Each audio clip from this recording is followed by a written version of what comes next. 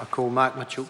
Thank you, Mr Speaker. Very pleased to take a short call on this, the Passports Amendment Bill, and just want to support the previous Speaker's comments in relation to the Minister and his officials in bringing this bill to the House. It is a very popular bill, and I have to say that it's one of those bills that had unanimous support in terms of making sure that the Select Committee were as quick and as efficient as we could be in getting the bill back to the House.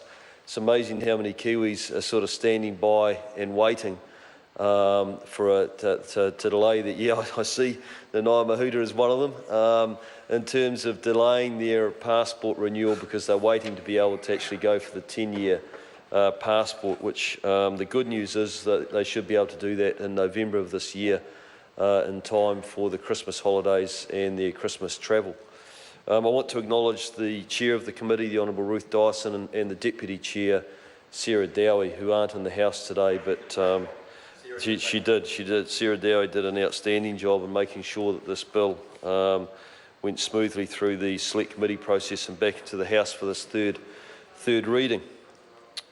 Kiwis love to travel. 77% of us travel. We've got a long history of our OEs, which of course has transitioned into a lot of Kiwis being mobile and travelling around the world on holiday or wanting to work, choose to work or take their families and live for a period overseas. It was understandable that after September 11, 2001, that there was a greater focus on security, and therefore a lot of countries did make the change to a 5-year passport, but most of those now are starting to transition back to a 10-year passport, primarily because actually the investment that most countries have made into passport security has been significant, and we can all see just how efficient, how good our own systems are at our own border when we come back and we're able to access the systems such as the Smart Gate.